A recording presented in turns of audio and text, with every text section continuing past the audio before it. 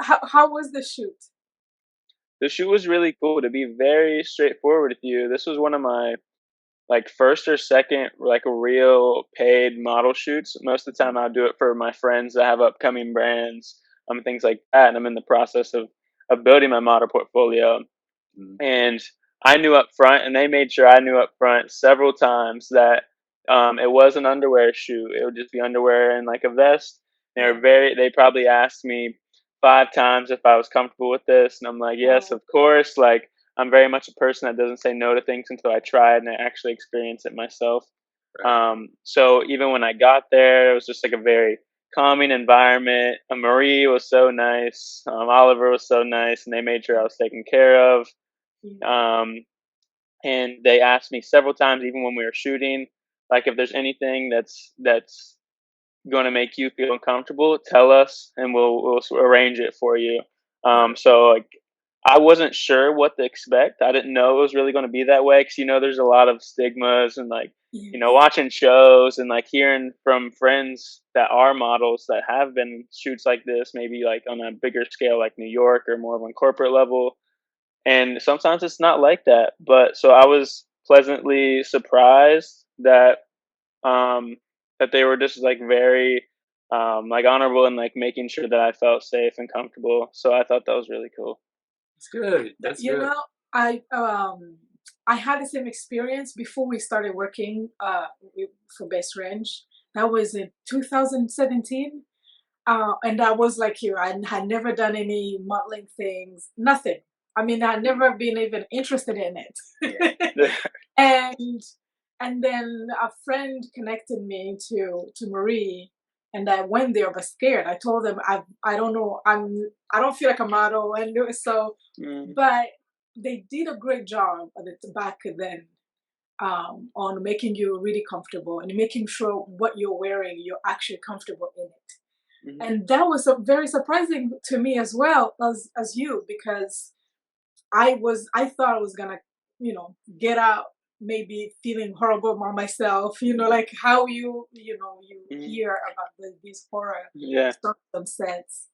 yeah. But I'm glad to hear that it's still the same right now. That was 2017, and now in Yeah. 2024, Wow.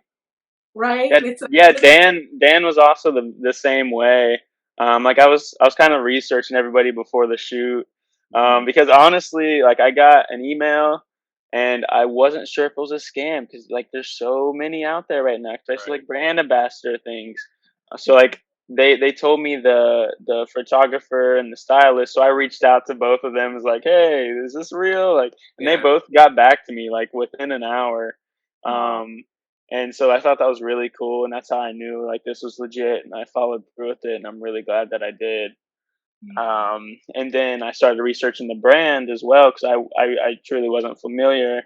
So I was researching the brand. I saw it's based out of France, and then I saw that it's like a sustainable brand, a non-inclusive brand. They use high quality materials, long lasting wear, and I'm like, oh my gosh, this aligns With with what you everything that I do. Like, right. Yes. like Yes. this was just another calling and organic thing that Yeah. came to me in my life, and Yeah, yeah, Yeah. that's good. That's good. And so, in our research and our prep with you, Yeah. obviously we're familiar, a little familiar with your brand, New Yes. Beginnings, right? Mhm. And I wanted to know, we wanted to know, and what was the process for you, Yes. um, conceiving this idea of New Beginnings, and kind of growing it into this thing that it is now for you. And I know you I mean you're still relatively new Yeah, into for sure. Very process. new, Yeah, and learning every single day. Like right, just truly figuring it out. Truly right. figuring it out. Yes. So I've probably had the name New Beginnings in my notes for probably 3 years now, and I didn't know what it was going to become, but it's been in there sitting, and I knew it was going to come to fruition at some point. It actually ties. I got that name from my favorite Frank Ocean song, "Nights." Oh, When dude. he sang Oh, it, man. when he sang it, "New beginnings, whoa, new beginnings, the sun Yeah, going down." Yeah, so like that's where I wrote it down. I'm like, all right, this is gonna be something one day. yeah. And then like I went to college at Ohio State. Like first, my family had to get out of my hometown, so really my goal was just to graduate, early with as least debt as possible, because like I'm fully financially like on my own. And then like my family loves and supports me truly, but everything I do every day is a first in my family. So I'm truly figuring it out. Yeah. So that forced me to get a corporate job.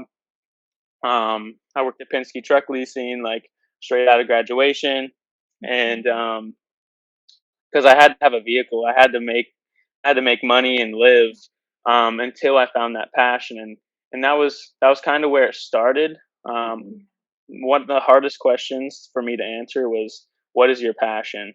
I can never answer that, and it bothered me so much. Like I love doing a lot of things, but I really wouldn't stick to it because nothing like truly like there was nothing I truly loved to do for free. You know what I mean? Right. So I took a trip to Europe last May, and like it was like my mantra for the trip was to find purpose. Like what am I wanted to be very intentional about it. So I've been living intentionally for about a year and a half now, like just truly searching. But I was like journaling on the trains and stuff throughout Europe, and I was like drawing like shorts and garments, and then I wrote down new beginnings in my notebook. So then when I got back, I was very intentional about finding this passion. So I was just trying to teach myself a bunch of skills. So I was trying stuff weekly. I was going to classes. I was doing things from like jujitsu and martial arts to like painting, like working with other music artists that I know up here, just like to try to figure out what's going on. Right. Also, one of those first skills was sewing. So So I started teaching myself how to sew. I went and bought a sewing machine, and I would just send it, and I would just get these crazy ideas of designs, not just try to make them happen because like I don't have any mentor or anything. So it's like YouTube University, just trying to figure it out. Yes. So I just started making clothes that just truly align with my aesthetic, as I always will, forever and always. And then I was just making them for my friends and my family, and then I've never found my creative scene in my life. I haven't found a group that like support that side of my life. Yes. So that was like truly important. So then I forced myself to go to the arts district. It's called Franklinton here in Columbus. There's like hundreds of studios that artists occupy, and there's monthly events at them. So I've had many mutuals on Instagram where I've never met them in person. So like I knew that scene was out there, but I never met them in person. I had this feeling that I was going to meet him at this Franklinton Friday event that I went to, because I knew there was mutuals going there. So I came prepped with like my designs I've been making and stuff like that. And as soon as I get down the hallway of the gallery, I see my now best friend. His name's Kai Gordon. He's a photographer starting a media agency here in Columbus, Oh, cool. and it's called St. Clair Agency. Shout out. Um, so I see him in the hallway, and I'm like, Kai Gordon. He's like, Cody Butler, because we knew each other from Instagram, but we never met. Yes. Okay, so flash a month forward. Um, he he comes over to my house because like after that I started coming to the studio just to show him like I'm genuine, I mean well, and I'm really just trying to find a community out here. I had many talks with Kai because I wanted to make sure he knew that. So one night he might have had a little bit of wine somewhere out in Columbus, and he needed a place to stay. And I'm like, yes, pull up. Like this is a safe space for you. So he came at like 1 a.m. Over to my house, and like I didn't really even know this man yet, but he gets a call. We're just talking. He gets a call from his cousin. He's an upcoming rapper out of Atlanta called Kyle the Hooligan, Yes. and he's like, hey, there's an upcoming artist named Paris Bryant from the Bronx, and he's in Columbus, and he wants to do a shoot with you.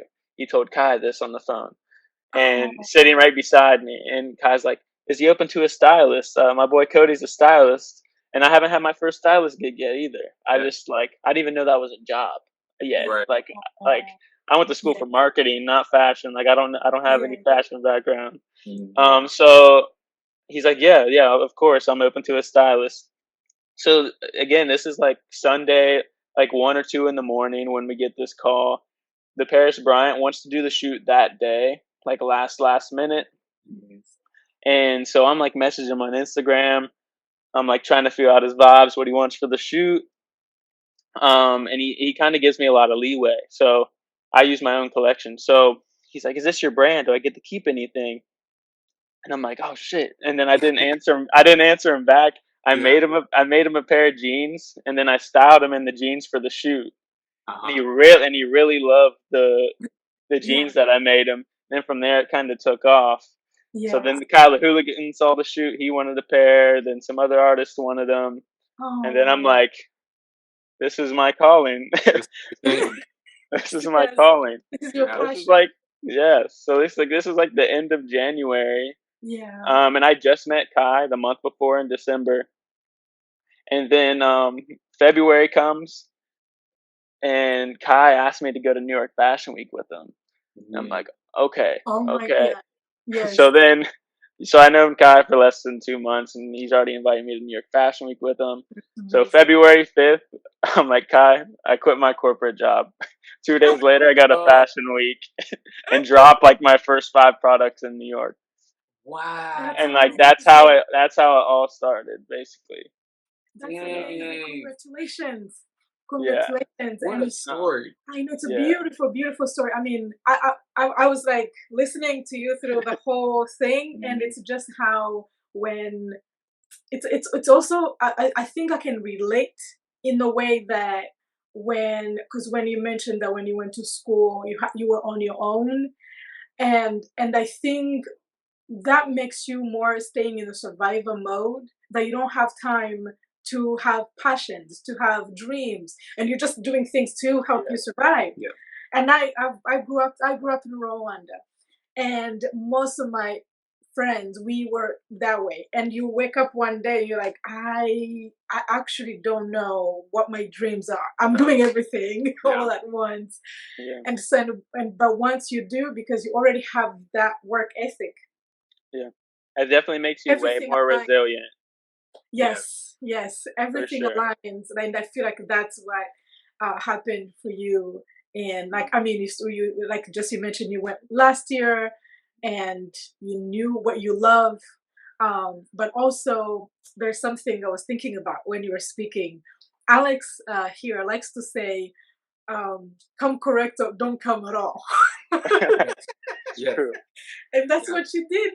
Yeah. And that's what you did when you took all 100%. your yeah. So I was like, But it's oh, I don't also want to cut you off, but I was like, I'm You're gonna have totally to. okay.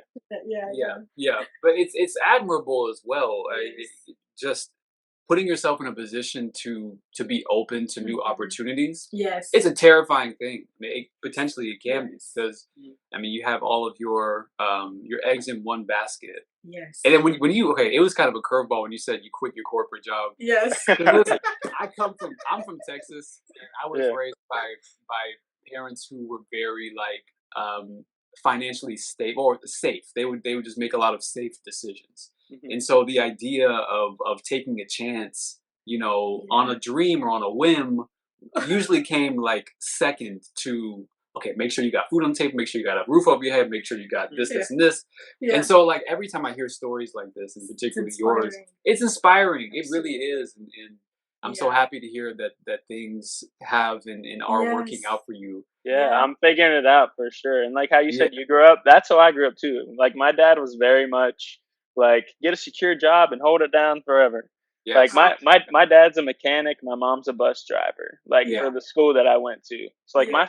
my first corporate job coming out of college, I was making the same amount of money of them put together. You know what I'm Yes. saying? So it's like and they were still able to take care of my brother and I, but it's not Yeah. like we had a bunch of excess money. Yeah. But I also have built that trust with my family that I have a great head on my shoulders. Like I'm gonna figure it out either way. I know I can Yes. go back to corporate and excel in corporate at any time that Mhm. I want.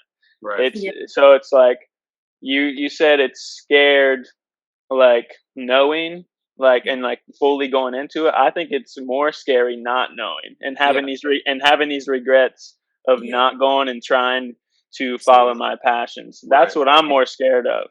Yeah, Yes. And I think that's rooted at the way that I grew up because Mm. they were doing things these very safe ways. And I was always kind of like, all right, I'm not doing that. I'm not doing that. I'm not Mhm. doing I'm that. not doing that. I'm not. Mhm. Yeah, So yeah. like, and my main goal is to show my family that there's another way. You know, Yes, there's another way out here. Like, yes. and I'm figuring it out. I truly am. Yeah, yeah, yeah, That's yeah. yeah. That's amazing. That's a So beautiful thing. when you're doing your designs and everything, um, how does it go? Day go by? How do you feel throughout the day when you're into your zone? Well, I just like I'm sometimes I definitely have my struggles of trying to find the like prioritizing what I should be working on because like I have many pieces designed like in the vault like ready to drop because I'm gonna be dropping a lot of one-on-ones. Yes, Um, so like I have a lot, but I understand I have to build brand awareness and brand identity yes. before I just drop clothes because I can't just be like, I got a brand now, buy my clothes. That's That, not the way I want to go about it. My marketing mind won't let me do that. that's cool. Yeah, So yeah, yeah. I've yet to even like list anything for sale. And I started this in February, but I'm just like, I understand that like I'm gonna trust the process and it's all gonna work out. Yes. But I also put a lot of pressure on myself. Like if I don't create something Yeah. like within a few days and I'm working on other stuff, I have to get back to the drawing board and like do something creative and just make a piece, even if it's for fun. Like sometimes in order to take that pressure off, like I won't film myself like making it and stuff. I really love being transparent about the process. But if Yes. I want to like get back into that zone, I'll like, I'll turn the cameras off and I'll just make something that like I just truly love or like something that I think will be fun making. Yes. Right. Um, so like, cause in today's world, we have to video ourselves and put our whole selves out there and be so vulnerable with the world in order to build a business. But that takes so much from you. I feel Yeah. like emotionally sometimes. So Yeah. it's good to try to find that balance Yeah. where you're just creating for you and Yeah. Yeah. you make sure like you always should be like I think so, but sometimes like making it very intentional as Yeah. well. Yeah. Yeah. But but as your question, like the time flies by. Like when you're on a sewing machine or whether you're writing or like whatever it may be on your creative side, I feel like time flies by. Yep. Absolutely. And most of the time, that means like you're probably doing something you love because you aren't even paying attention to time and these other Yep. constraints. So, Yes. Yeah. yeah, I Yeah. love it though. I love it. Yeah. I'm so happy to It's hear what do they that. call a flow state. The It's like flow flow state. state where you were just like locked into You're a whatever flow you do. master. Yeah, Flow. Yeah. Flow Whatever you master. call Yeah. 100%. it. Hundred Yeah. percent. Like I've also been trying like growing up, like I wasn't like throwing books at me. I had to be outside and like work like Mhm. around the property Yes. type vibes. So I'm trying to get more into my reading side. Audiobooks help out with that a lot. Yeah. Yes. For sure. But also physical books as well. But like I'll jog and listen to. I've been listening to A Creative Act by Rick Rubin, and like Oh yeah. Yeah. one of the things that stick with me is he's like create and then analyze, Yeah. because if you don't like you'll just be like thinking You're or gonna. critiquing your own creativity and just Mhm. blocking the You're process gonna. completely. Yeah. Yes. So like Yeah. I've Right. been really trying to work on that like a lot because I'll be overthinking. I'll be No, You. overthinking. I mean that's the thing with creatives. Like Yes. everybody kind of goes through a version of that. Yeah. What do they call it? It's analysis. Or no, paralysis by Right. analysis. Yeah. Where like it's if you spend too much time Yeah. thinking about your work, thinking about how so and so might or it may be received. Yeah. Yeah. Or is this the right thing? Like no, like and like you said, just create for yourself. Create something that you find beautiful, Yes. because then that kind of jump starts the inspiration and like that Absolutely. taps into the core of why you do what you do in the first place. And Yeah. Hundred then percent. I like what you said. I should probably read this or listen This. to this book. this- But yeah, yeah. yeah, it shares a lot of the same principles that we kind of or do our Mhm. best to operate off of. Yeah. Yeah. You know? Yeah. Another great one I've been reading is like Steal Like an Artist. I feel like it helps with like influence a lot. Yeah, great. So like one of those is like he talks about being completely vulnerable with your process allows you to Mhm. learn, and it Yeah. also makes people feel more connected to your brand. Yeah. Absolutely. Right. So like Absolutely. that's another huge like value and like ethos of like what I'm doing. Yeah. Because if I'm not doing that, then like what am I doing here? Yeah. You know I what know. I'm Right. saying? 'Cause Like I'm yeah. bringing my art to the world, so I have to try Yes. my best to put it out there Yeah. on platforms. And yeah, vulnerability is definitely really, really important when you're creating, because I'm just thinking, because sometimes I remember when during the pandemic I was painting. I was learning a YouTube university, um, and I would paint these paintings, and I'll feel like they're so beautiful, and I will love them. But people come to the house and love the painting that I did not actually like at all. I was like, I was gonna Yeah, destroy, and it will be bought. Yeah. And it's like that, where you just allow yourselves to be vulnerable, to make mistakes, because sometimes the things we think are mistakes to somebody else, that might be the most beautiful thing for them. 100%. Yeah, yeah, yeah. And so you're right, it's good to do it for ourselves, but also the vulnerability to allow your spirit to be I don't know, because your spirit is gentle and it's out there in the world for everybody to judge. Yeah. Yep, Yeah, so yep, your work is your spirit. You spend 100%. And it's yeah, you not everyone's not going to perceive it the same way. no, Like all art is subjective, and yes, yeah, for yeah, sure. Like people's going to find like everything's a reflection of yourself. So like when you see a different piece of art of all times, it's just like exposing like, man, what do you yeah. love about this? It probably ties back to yourself. Yeah. Yes, yes. I had a question, because you were talking about how you everything kind of aligned in the past few months where things were happening, but also the Alex and I've been talking about the power of community, like, because in I don't know if it's the same thing in Columbus, but here in Los Angeles or other places I've been in the US, community is not the core value of most places in the United States. People are Mm-hmm. very into themselves, and they just want to succeed on their own, and they have this target, and that's where they're going. And we're talking about the importance of creating a community wherever you live. And I feel like that something you thought about when you were starting your business, or have you found yourself in a new whole community that you never thought about? Oh man, I don't want to do this alone. You know what I'm saying? Like you can't do it alone.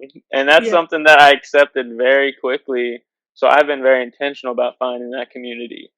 And there's so many resources out there as well. Like swallow your pride, like take away your narcissistic values, and like yes, you yes, need help. And like yes, if you tell people about your passions, that help will come to you because you'll find your people. If you tell people what you're doing, you'll find your people. And that's yeah, why everything's happened organically for me, because it's like I'm telling people what my passions are, which makes them vulnerable to tell me what theirs are, and yes, then we'll collaborate and create yeah, beautiful things together.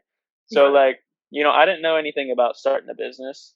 Like no one in my family's ever started a business or anything like that. So I was very intentionally searching for all these resources, like the Economic Community Development Institute of Columbus, ECDI. Like those are one of the first people that I started collaborating with, or like seeking help for, because when it comes to all this paperwork on starting a business, LLCs, business bank account, etc., yeah, I wanted to make sure I was doing it right. So almost yeah. every city has these free resources. You just What's have to the search name for them. again? The ECDI. ECDI. ECDI. Yeah, Yeah, ECDI. that's good Um, for our and listeners. so, Yes, yes, yeah, 100%. Like, and everyone that I meet that's trying to start a business, I send them a link. I'm like, you can book an appointment for free. You can book an appointment every week for free. Like, go talk to them. I would go in there even just filing my LLC just to make sure I was doing it right. Like, Yeah. yeah, Yeah. it's a free resource. And yeah, also, they started throwing events with the Columbus Fashion Alliance, and yes, it was like business revenue events. So the ECDI and the Columbus Fashion Alliance would pair up, and it would be like helping small entrepreneurs in Columbus build up. yes, And like the first class, there's probably 10 or so people, But as the classes went on, it slowly died out, and you could really tell who was like really trying to, Yeah. continue this. Who's And I motivated? thought that was honestly sad to see. Like I did get some one-on-one sessions, which was cool, Yeah. but that's like, use these resources, use them. Like there's no, it takes like an hour or two of your time. That's probably an hour or two. You'll be scrolling through TikTok. So just like go out and like meet people and network. Um, and what's crazy is like I used to be very extroverted. COVID happened and it sent me down. It sent me down. I didn't want to do nothing. I was inside. Like Yeah. I turned completely introverted.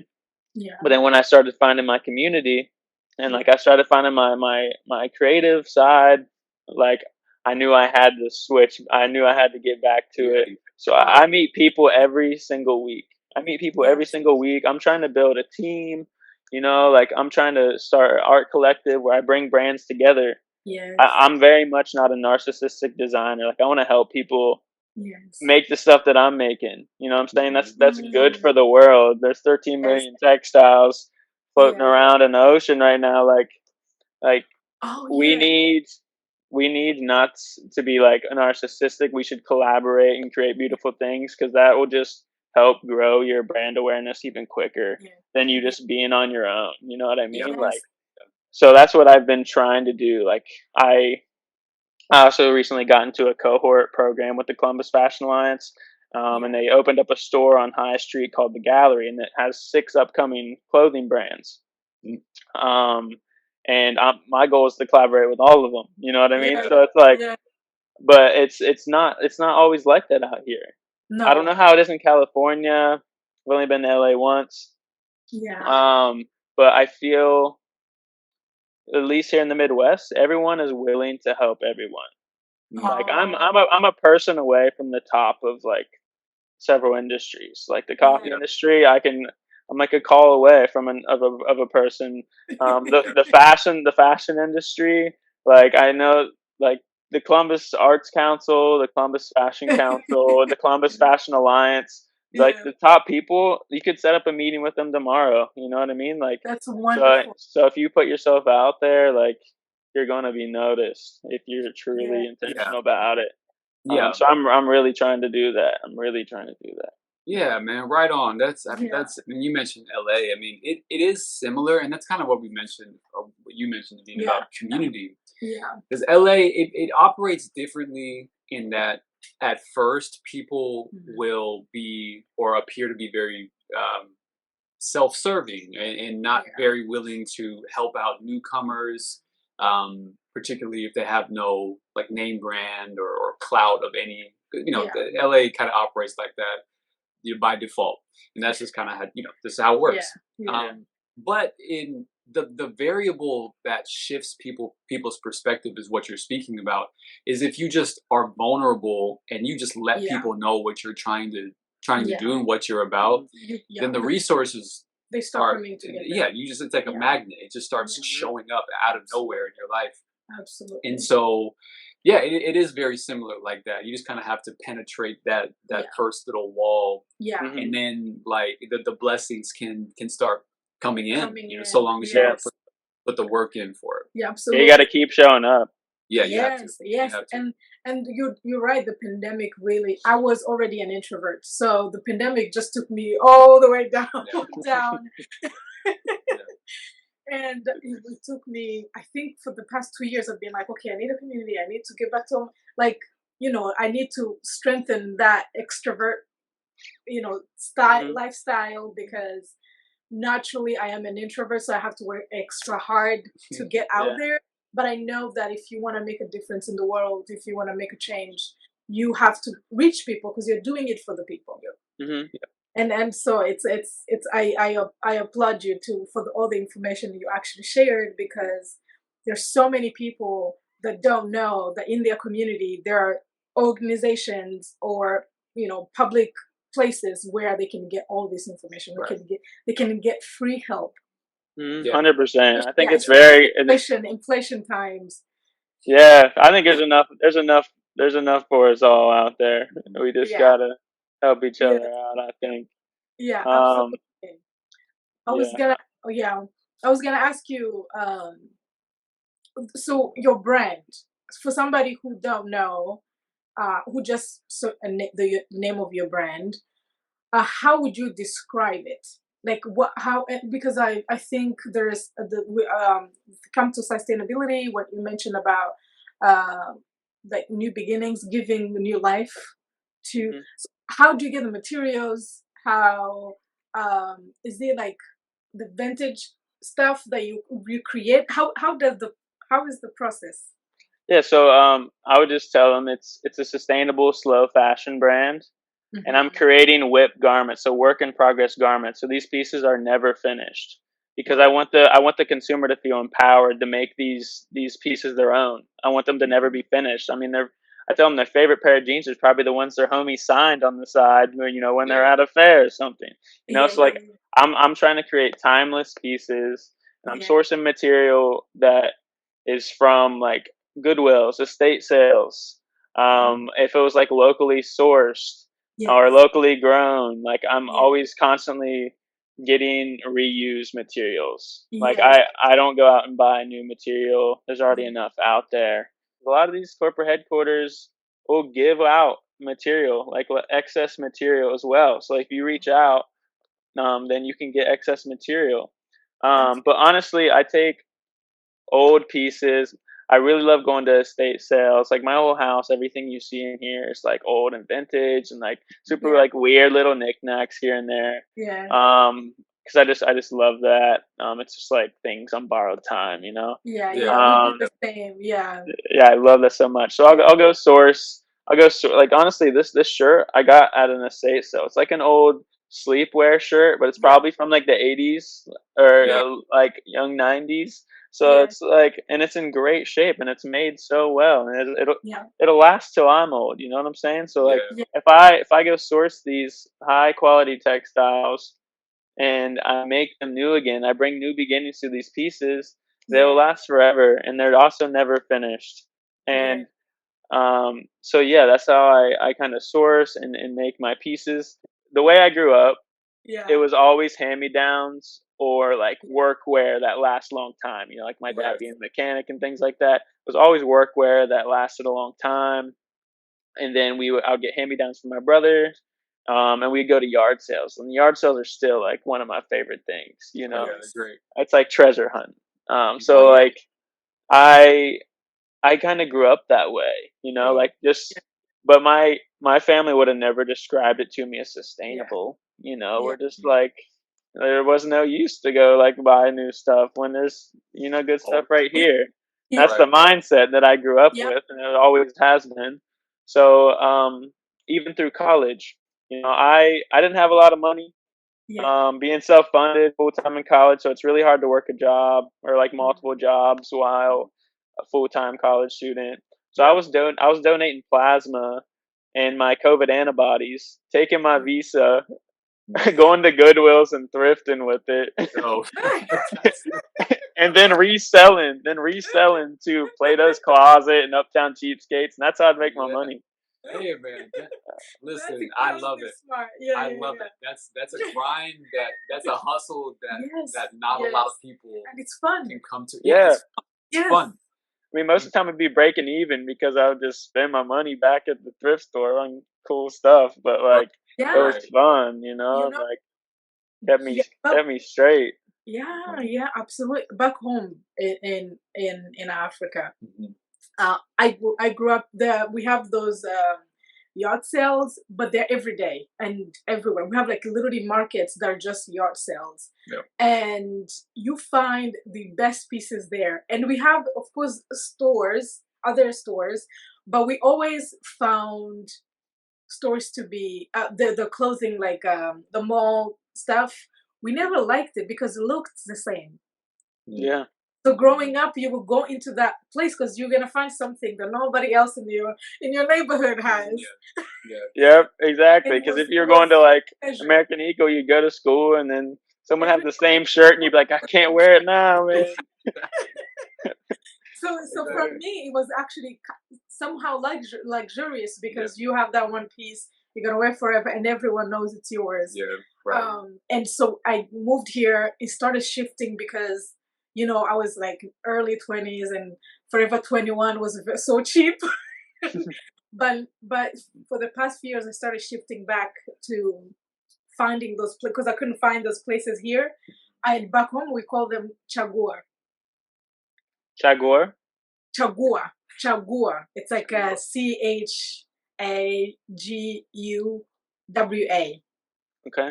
Yeah. You So have to put me on to all this after the podcast. You have to Yeah, I know I start have. sending me I Instagram. know yeah, it's really fun actually, and I was like, when I grew up, I may just do the same, like get that sale and sell them somewhere else because Mhm. you just take care of that piece and give it a new life like you're just doing. But it's an incredible 100%. idea that what you're doing Yeah.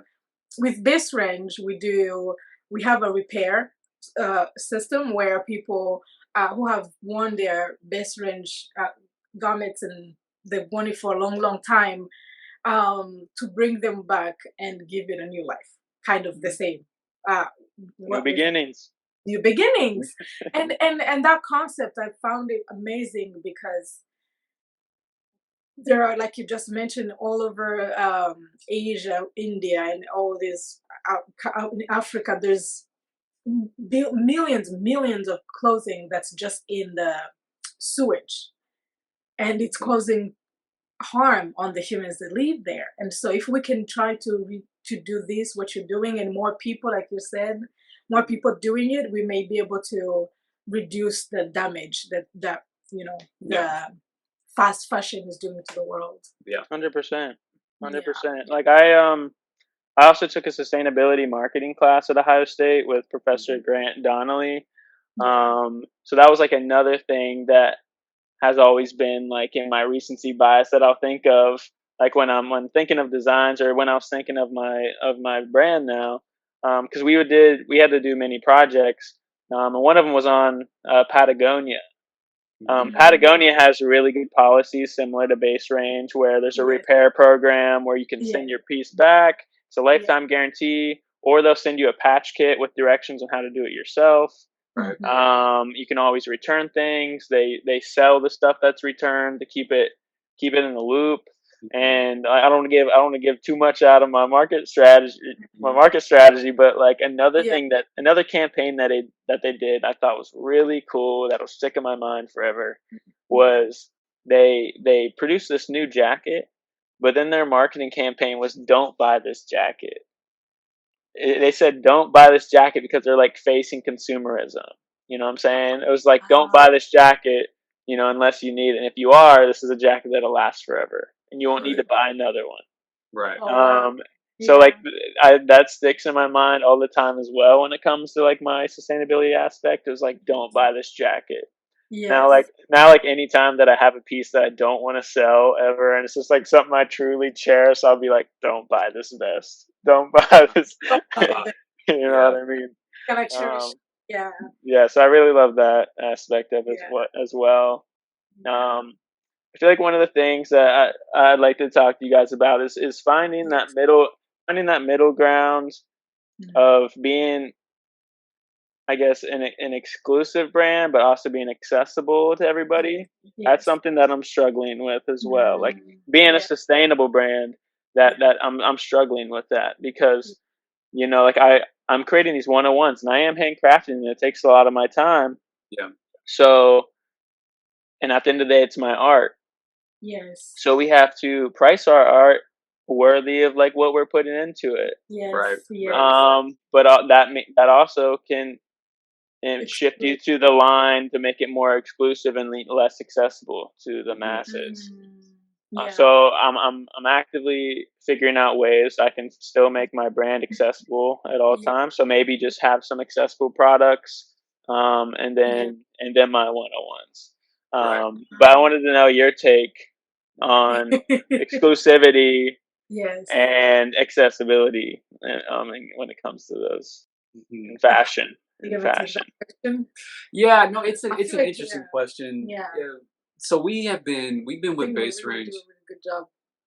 Yeah. Well, I was gonna say, so we've been with Base Range for 4 years, and in those 4 years, because we meet with Marie and the team like at least once every couple weeks, just to like really get touch down base, these ideas about what does sustainability mean to us right now and to the world at large.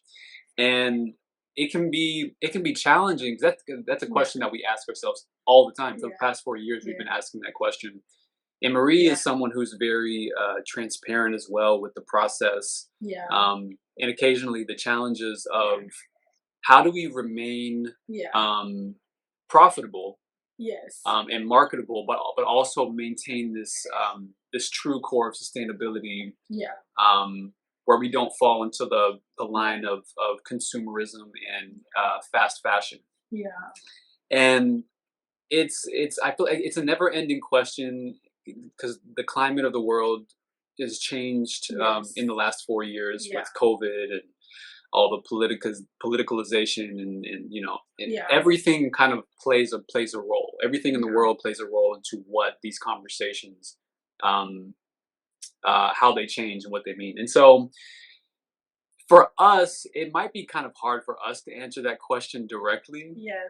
But I think we could try to make an arrangement for you to speak with Marie. I feel bad. She's been in it for like 12 years doing this. Or longer. Or longer. She's asking the same questions that you are. They were the first company to do this. One of the first ones in early 2000 and 2010, 2008 or something like that. I don't remember exactly when, but she always asks herself the same question. How do you also stay, how are you able to pay the people that work on those pieces? How do you value your time? How do you also sustain your own life? Because you're giving to the world, but also you have to be able to sustain your own livelihood, not excess, but be able to think on both sides of how, because if you think about it, if you're doing a fast fashion, a t-shirt is going to be $20, and that $20 it was probably somebody who worked on it on the field, who got the cottons, who put it together, probably got paid less than $1. And that's how somebody who stitched it together, less than $1, and that's how it becomes fast fashion. But for you, who is doing all the work and who's willing to pay the people that are working with you in a sustainable way, so they can have also a life they're not struggling as they are making the pieces that we are selling. So I mean, so when the pricing, I think those are the things that you think about, and it helps in a way that your consumers knows that they're going to wear that piece for a year, and in that year, if you purchased something fast fashion, you're only gonna wear it for once, or so you're gonna buy multiple things within that year. That's probably the cost over it's more than if you bought that one piece that you love that you're gonna wear, longer, like a long time. And so you have to think about, I guess, all of those things. But to get a good answer business wise, we're more in writing and podcasting and the community conversations. But with the fashion, we are the last people to I would say with the logistics of it all.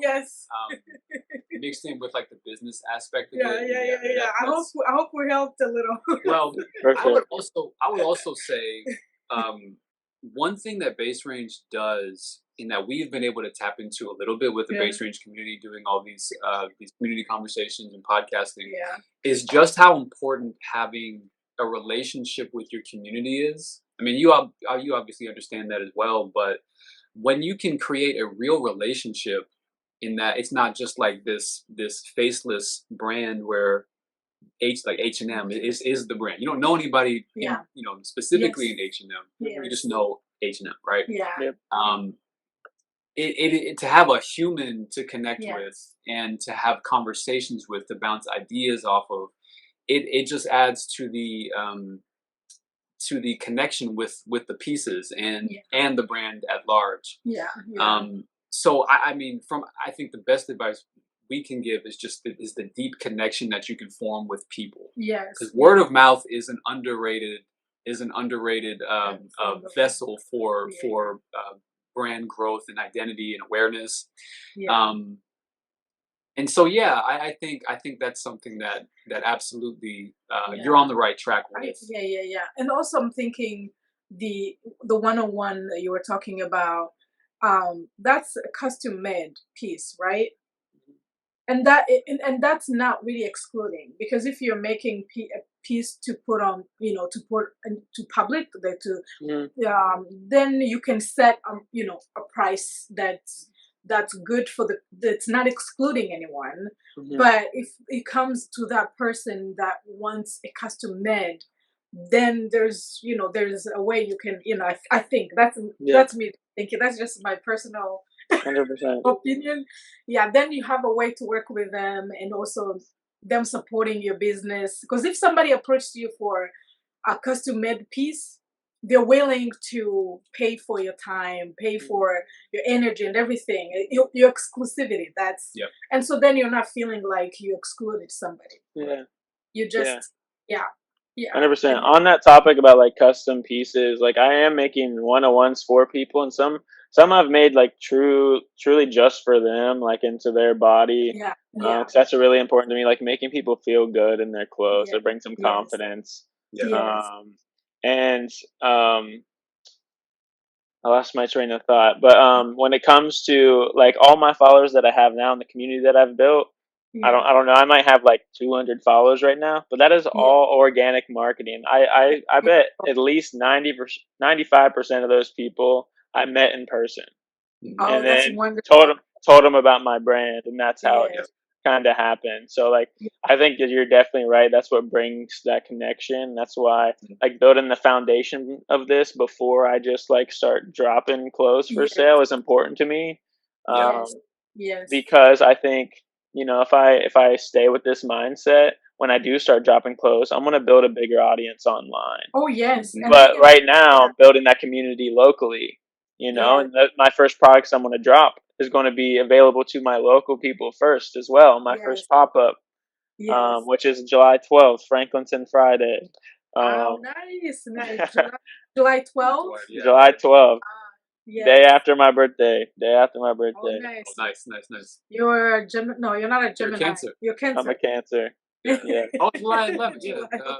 My best friend's birthday, July 11th. Nice. It's my mom's too. Oh wow. Okay, word. Yeah. Nice. So I'm a Cancer, so my emotions are right here, right out here in the open for you, right on my sleeve. There you go. Oh. There you go. That's nice. For sure. What you see is what you get. 100%. I lay it all out there for sure. Yeah. Very straightforward. But one of the reasons why my question came up about the exclusivity thing and just like when I researched this brand, I found out that like they are the sustainable brand. They do use all natural dyes. Even when I wore the clothes, they felt high quality, and they would last me a long time. Like I knew that just having it on. I didn't have any base range stuff before. So like it felt really good, like on the skin, like you could tell that it was made well.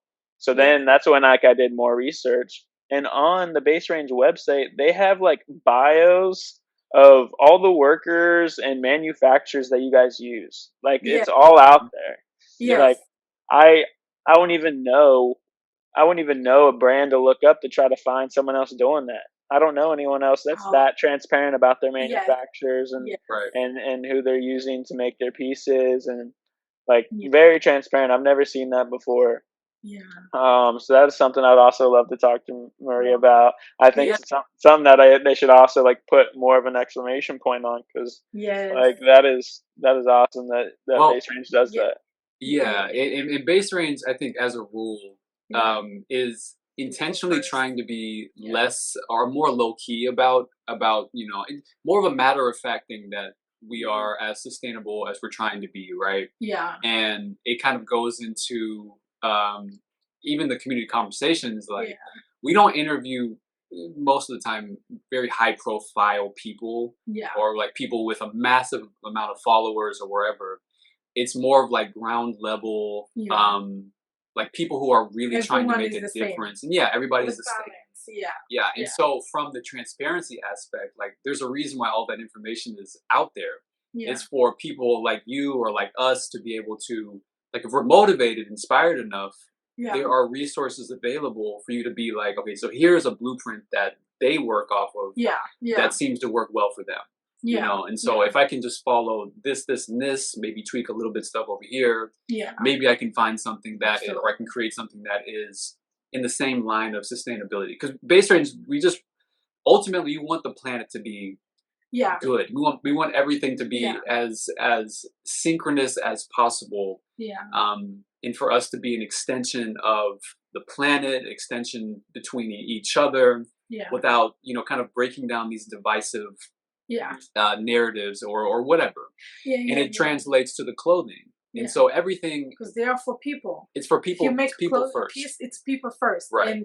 And if you really care about humanity, you care about people, you're going to care about every individual that's every life that's touching that piece of clothing that you are selling or you're wearing. Because when you think more about all the lives that have touched this piece of jacket, you care for it. Yeah. You care for it, and you know that there's all their spirits are literally in this jacket.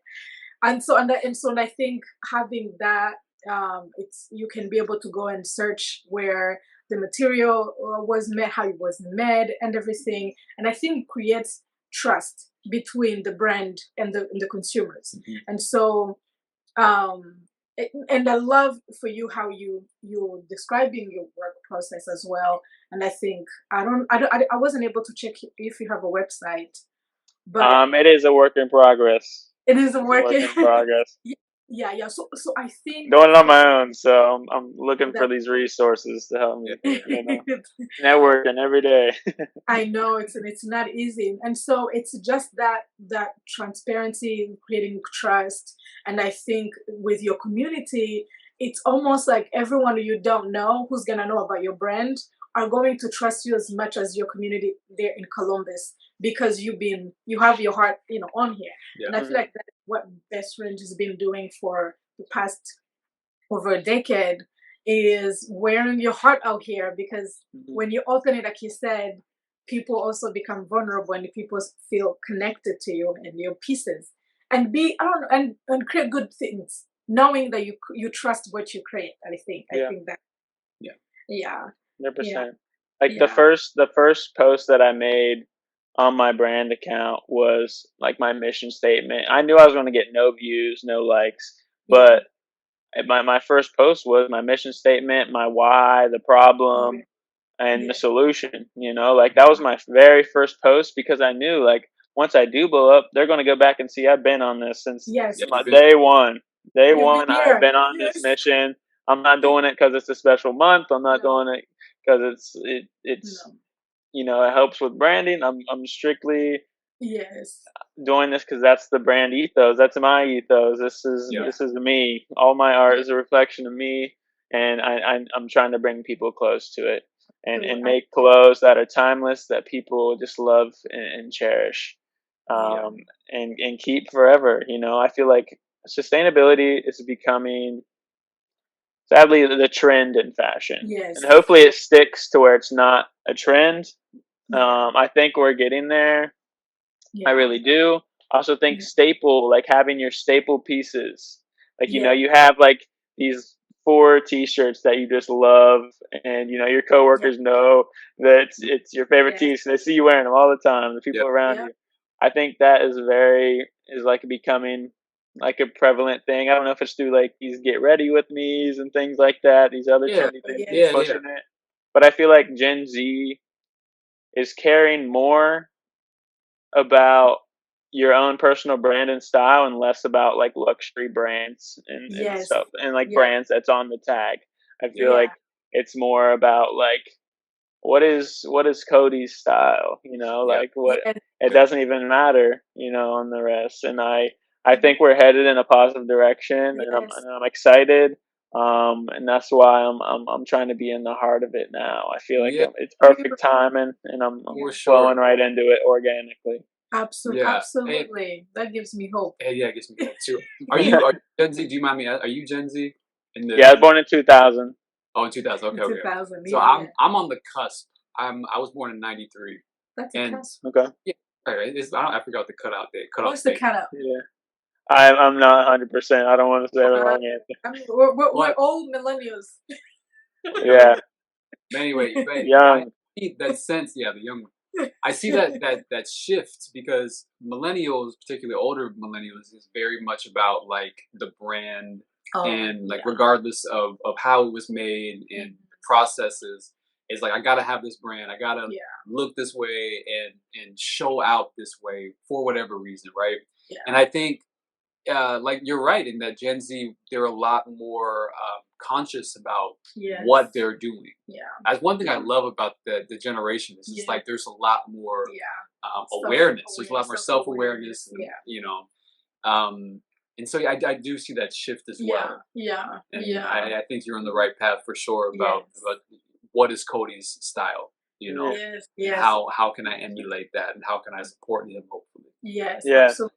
Yeah. And I'm really excited for my journey because I feel like I don't even know how to sew yet. You know what I mean? And I'm making all these pieces, but I feel like I don't even know how to sew yet. So this first collection is going to be the authenticity pack. You know what I mean? It's going to be stuff that's truly authentic to me and my style. And then maybe the next one is when I start actually learning like um more difficult techniques that just expand my design. And then like everyone is just going to get progressively better because Yeah. I'm open to learning these new skills and I'm actively trying to find these new skills.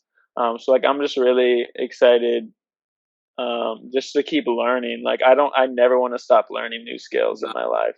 I never want to be tied to one thing. Like I'm very free spirited and I just want to keep learning and meeting people like yourselves. Like, I'm so happy that we're able to do this. I don't even know how they found you. How Dan or I don't know either. I think they just DM me about this shoot, and then I was still very skeptical. Yeah. Yeah.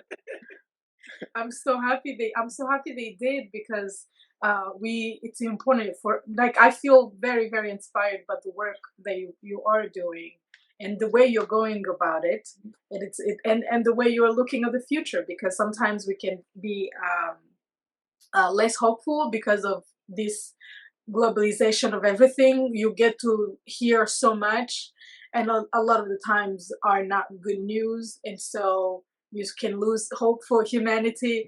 But knowing there's a young person somewhere in Columbus doing his best to make a difference, and also, you know, passionately, I think it's very, very inspiring. And my last question will be do you have hope for the future? Or what do you plan in the future? And what message would you like to leave with young entrepreneurs who are starting out? I think we must be optimistic. Like I don't see there being another choice. That doesn't mean you have to be an optimist 24/7. Like we're human beings, we have Yeah. emotions. Um, but we have to be optimistic, right? Like Yeah. what a like we must. That's the purpose of our life to like put on to the next generation and show them a way and like keep being optimistic for our children. You know, the children that's coming up in this world right now. Like we must be optimistic.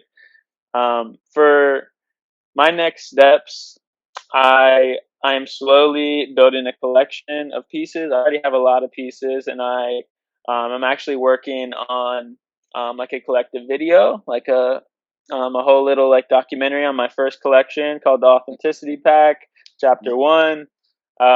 So I have about 8 different concepts with different models for each one and full New Beginnings outfits. I shot the first one with St. Clair Agency last Monday with Ine, Genuine Archives on Instagram.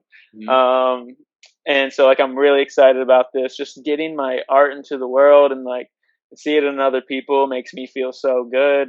Like I just love styling people and making people feel good in their shoes. At the end of the day, like what you're wearing is everyone's first impression of you, whether we like it or not. Yeah. So like feel something you feel confident in. Your clothes are your emotions. However you're feeling that day is probably what you're wearing as well. Yes. But when it comes to upcoming creatives at all, tell the world your aspirations. Like tell the world your aspirations. I wouldn't be on this podcast right now if I went to this model shoot and I didn't tell them that I have a brand and I'm starting a brand. I'm very Yes. passionate about making clothes and I'm trying to learn these new skills and I really love the ethos of your brand. If I wasn't open like this, even in these very couple hours with a Yeah. company called Base Range, Yes. I wouldn't be on this podcast. You never know Mm. who's on the other side of the door. You know, Yep. you're only one person away from the opportunity you've been looking for. So send it. Like, don't have any regrets in your life. Travel. Yes. Like, tell your Yes. family all the truths in your life. Like, just be Yes. open and honest and transparent, and what you Yeah. give the world will come back to you. Yeah. Oh, that's so beautiful. That's so beautiful. That's so and so you know, on your name we had, and he has a brand named New Beginning. New beginnings. So you Brand did name New that. Beginnings. Yes. I have a Yes. brand name New Beginnings. Yeah. Yes. Yeah. Yes. Follow So me on you- Instagram. Cody Butler 8 and Oh, New for sure. Beginnings 711. New Check beginnings. me out. Oh We yeah, got we're you. gonna add We your got you. links, all the links, because we already I think have a lot of them. But you can also send us anything you want us to share on, because this is gonna be a podcast, and it's gonna be a blog as well. And so yeah, and so I love that. We got to make a collab post on. yes, Yes. absolutely, yes, we're gonna do that. Yes, That'd be awesome. I'm gonna make sure I do that. Yeah, we do that. I love that because Yeah. also I'm selling my stuff for the first time July 12th. It's an event called Franklinton Friday where all the studios in Franklin open up to the public and you can walk through them and everyone's showcasing their own art and selling their own art. So I'm going in my friend's studio and selling my stuff out of there. It'll be the first time New Beginnings pieces are available. Yeah. Also, I am building my stylist portfolio and my model portfolio at the same time as building this business. Yes. So I very much am trying to do all that I can and support other artists and collab with other artists because I think it's very important to highlight underground artists because Yes. we are next. We are Yes. next. We're Yeah. actually right now. So we just have to make our voice heard, you know. Right. Absolutely. Exactly.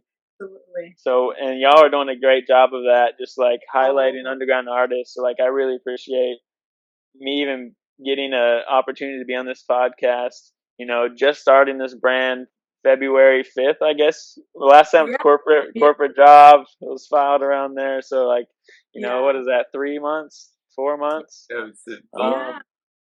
So Yeah. like we're figuring it out. Entrepreneurs world. Yeah. Welcome to the club. Welcome to the 100%. club. 100%. Well, I Yeah. would love to keep creating and finding individuals to do so. So maybe we can do something again in the future. Yes, for let's sure, stay man. in touch. Yeah, we'll Let's stay stay in in touch. touch. We followed you on all our social media. We have also we have a nonprofit we do together. We have a publishing house. We do books with books, and so there are ways to collaborate. There are avenues. So many ways. I love this. Yeah. I love this very much, and like even other upcoming artists, like that's also like I guess you could say my full time job right now is just talking to other artists. Like I've came in touch with a lot of local underground artists as well. That I think could really align with this show as well. And bring some great things. So I could even be a nice recruiter for y'all. Hey, listen. Yes. That's that would be great. Yes, that would be amazing. That would be amazing actually. Yeah. For sure. You have our contacts, and we will send you our personal contacts as well, and so we can stay in touch. Okay. Hey, one more quote for the upcoming artists. Yeah. Yes. So everyone is trying to be original out here, but no artist in history is original. No artist in history is original. You steal from one person, it's plagiarism. You steal from 1,000 people, you're original. So do your thing, find your influences, and bring it together into something you love. Like, absolutely. Yeah, absolutely, absolutely. That's very true. And be inspired. Be inspired. That's not, you're not stealing. You're being No, inspired. they're all inspiration. There you go. But thank you so much, Cody, for joining us on our podcast, Community Conversations with Alex and Nadine. You've been a gracious, very educational guest, and we hope to have you back at some point in the future. Absolutely. I'm excited to be back.